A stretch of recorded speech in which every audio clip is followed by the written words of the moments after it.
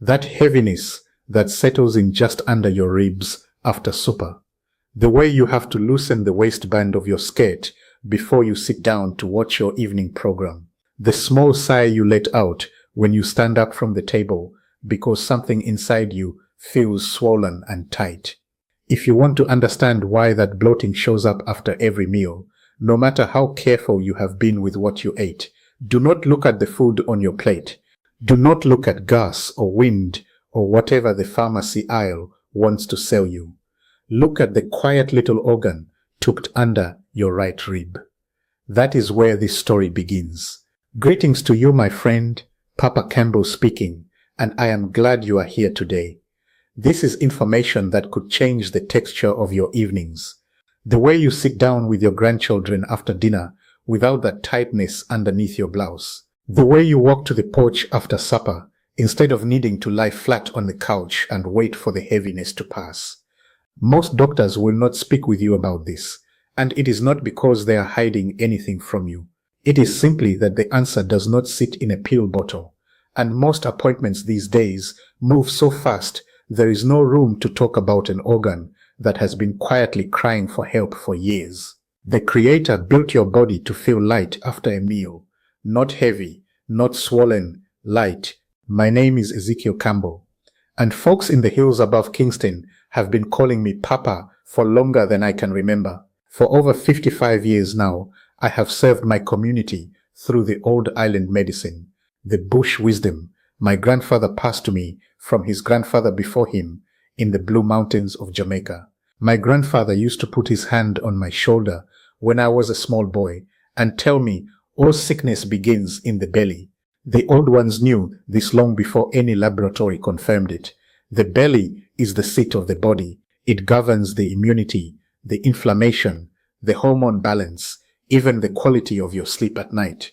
When the belly is troubled, every other room in the house begins to suffer. In our hills, my grandmother lived to 94, her sister to 91, her mother before her, almost the same. 5 generations of our women I have watched live well past 80, and in all those years, the bloating, the heaviness, the indigestion that plagues so many older folks, we rarely saw it in our village.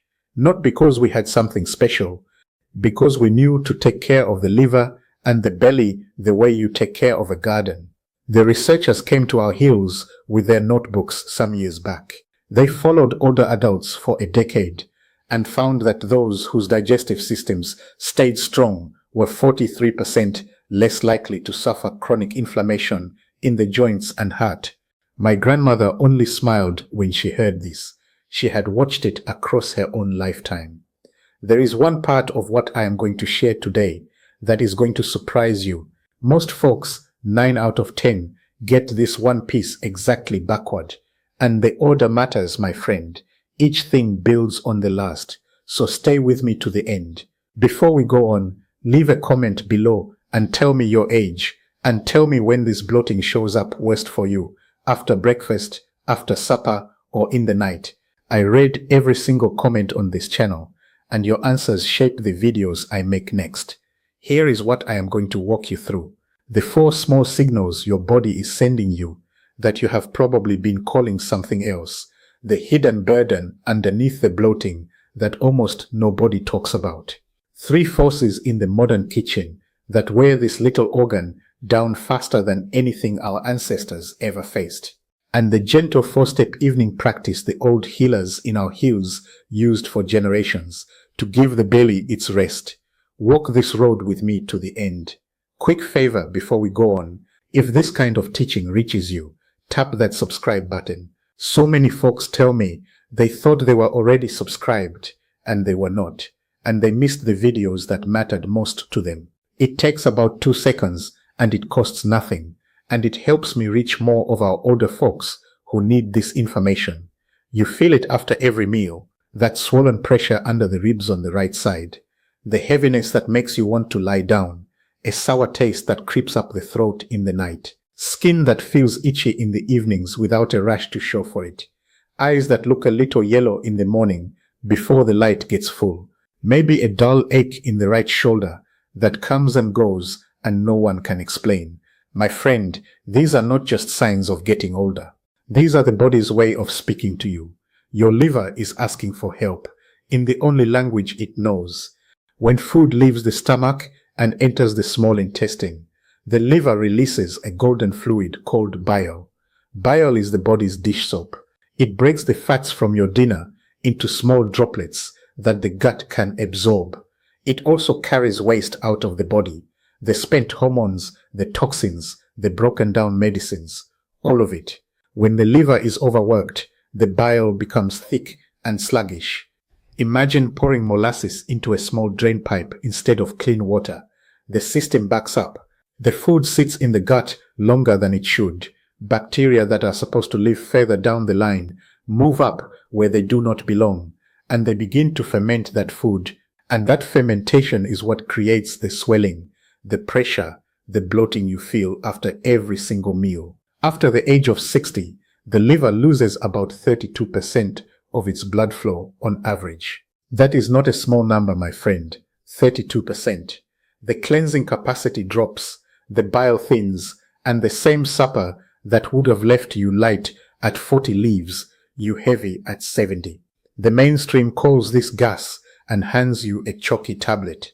The tablet does nothing for the liver. The liver keeps crying. In our hills, the elders never used the word liver the way doctors use it. They spoke of the body's washing river. When the river runs clean, the body feels light. When the river runs muddy, the body feels heavy. They watched this for centuries. The laboratories at Yale recently spent 11 years tracking older adults and found that those with sluggish bile flow were nearly twice as likely to suffer chronic bloating, fatigue, and afternoon heaviness. My grandfather would have nodded and said, "Yes, the river is muddy. We have known this for as long as our people have been in these mountains." There are 3 quiet thieves at work in the modern kitchen, and most folks invite them in without knowing. The first is the seed oils, the bottles of soybean, corn, and canola oil sitting on every shelf. These oils oxidize easily. They create the kind of inflammation that the liver has to clean up after. Every meal cooked in these oils sends another small wave of work to an organ that is already stretched thin. In our hills, my grandmother cooked with coconut oil from the tree behind the house. She lived to 94 with a liver as clean as river water. The second is the late evening eating. When you eat after 8 at night, the liver does not get its rest. The body's deep cleaning happens between 10 in the evening and 2 in the morning, and the liver is the night watchman. If you give it more food at 9 o'clock, it cannot do the cleaning work it was made to do. It falls behind, and the bile thickens further. The third is the chronic, low-grade stress. The kind that comes from sitting with worry about your children, your bills, your aches, day after day. Stress raises a hormone called cortisol, and cortisol stiffens the bile ducts. I have a neighbor in our village. Her name is Eleanor, 73 years old, retired school teacher, who moved up from Bar Harbor in Maine to be near her sister. She came to me last spring with the worst bloating I had seen in some time. Every meal left her unable to bend down and tie her own shoes. What had been overlooked was the simple fact that she had been a caregiver for her late husband for 9 years, and the cortisol from those long years had quietly stiffened everything inside her. We worked together for 10 weeks on the practices I am about to share with you, and she sent me a message saying her bloating had reduced by about 70%, and she could button her good Sunday dress again. "Papa," she wrote, "I forgot what it was like to feel light. By the way, if you have been on blood pressure medicine or blood thinners, please speak with your doctor before adjusting anything in your routine. The liver works closely with those medicines, and you want your doctor in the conversation." The old healers in our hills have a saying, "The liver is a humble organ. It does not ask for much, just rest, warm water, the right plants, and quiet evenings." Here is the practice we have used for generations. Step 1. Begin every morning with warm water and the juice of half a fresh lemon on an empty stomach. Before anything else, Let it sit in the belly for 20 minutes before you eat. The warm lemon water gently encourages the bile to flow. Think of it as a soft knock at the door of the liver, telling it the day has begun. Step 2. Bring a small piece of bitter green into your day. Dandelion leaves, if you can find them, or arugula, or a small bowl of dandelion root tea brewed for 10 minutes in hot water. The bitter taste sends a signal to the liver to release fresh bile. My grandfather used to dig dandelion root from the slopes behind our house and dry it on a wooden tray in the sun. He drank a small cup of the tea before his evening meal every day of his life past 60. Bitter is medicine for the liver, my friend. Now I want to pause here for a moment, because folks ask me almost every week what I take alongside these practices. The truth is that the older we get, the harder it becomes to maintain the gut bacteria that the liver depends on. After 60, our beneficial bacteria can drop by as much as 50%. Probiotics on their own do not solve this. They need prebiotic fiber to feed them, and they need postbiotics, which are the actual healing compounds the bacteria produce when they are well fed.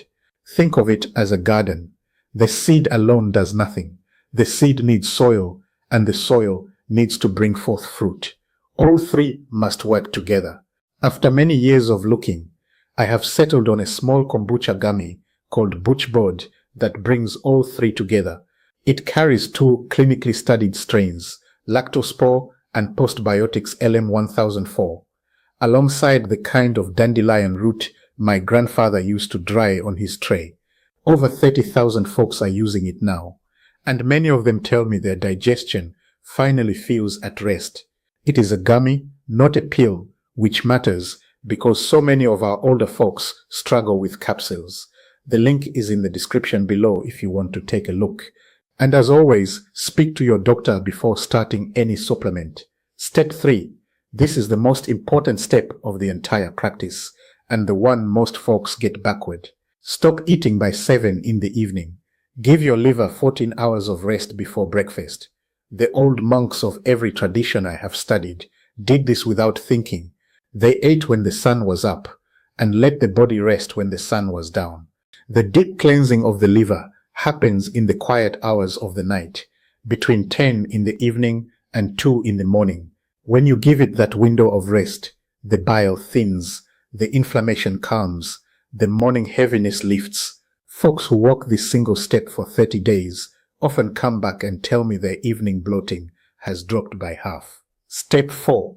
Place a warm compress on the right side of your belly, just under the ribs, for 15 minutes before you sleep. A small towel soaked in hot water, wrung out, and laid against the skin. The warmth opens the small vessels around the liver and supports gentle bile flow during the night. My grandmother did this with a flannel cloth heated by the kitchen fire. 5 generations of our women, my friend. 5 generations. I had another neighbor, Raymond from Cedar Rapids in Iowa, 68 years old, retired plumber. Came to me with bloating so severe he could not finish a meal without unbuttoning his trousers. We walked through these 4 steps together, slowly, one at a time. By week 8, his fasting bloating had reduced significantly, and his afternoon energy had returned to a level he had not felt in 15 years. He told me, "Papa, I can sit through Sunday supper with my grandkids again without needing to lie down after." After 55 years of watching what actually moves the needle, here are 3 small things most folks miss. 1. Pair your warm lemon water with a slow walk to the kitchen window before you drink it.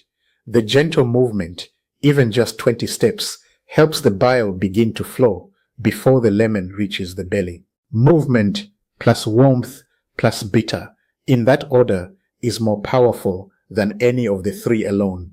2. Quality matters with the dandelion root. Look for the dried root that smells slightly sweet and earthy, not bitter and dusty. The dusty smell means it has been on the shelf too long and lost its medicine. 3. Consistency beats intensity every single time. A small lemon water every morning for 60 days will do more for your liver than a 3-day cleanse you push yourself through and then forget. The river runs clean from steady rain, not from a single storm. Mistake number 1. Folks try to do all 4 steps at once and abandon the practice in a week. The body is not a machine you reset overnight. Begin with the warm lemon water for 2 weeks, then add the bitter green, then the early supper, then the warm compress. Layer them in slowly. Mistake number 2. Folks reach for a liver detox supplement from the pharmacy aisle, hoping for a quick fix. Most of these products are too aggressive for an older liver. They push the bile too hard and the body rebels. Gentle daily care is what the old healers always taught. The liver responds to kindness, my friend. Mistake number 3. Folks stop the practice the moment the bloating eases. The liver needed years of help to get tired. It needs months of steady support to fully rest. Keep walking the path even after the heaviness lifts. Your body will thank you in ways you cannot yet see. My friend, this is about more than the bloating after dinner. This is about the evenings ahead of you. The way you stand up from your supper table without that heavy hand pressing under your ribs. The way you bend down to lift your grandchild without feeling the swell pushing back. The way you sit with your sister on the porch in the cool of the evening and feel light enough to laugh at the old stories. It is never too late, my friend. The Creator built this body of yours with the capacity to heal at 70, at 75, at 80, at 90. My grandmother proved it with her own life and her mother before her. You are the one walking this body through the rest of its days, and the river inside you can run clean again. Asterisk, asterisk. Let me lock this in for you. Step 1. Warm lemon water in the morning on an empty stomach 20 minutes before food. Step 2. A small bitter green or dandelion tea each day to wake the bile. Step 3. Stop eating by 7 in the evening and give the liver 14 hours of quiet rest. Step 4. A warm compress on the right side of the belly for 15 minutes before sleep to open the vessels around the liver. If this teaching reached you today, tap that subscribe button so the next video finds you. Share this with your spouse or your oldest friend or a sister who has been complaining about her digestion for years. And leave a comment below telling me which of the 4 steps you are starting with first. I read every single comment on this channel, every one. The BoochBod link is waiting for you in the description whenever you are ready to take a look. Walk gently with yourself, my friend. Papa Campbell signing off.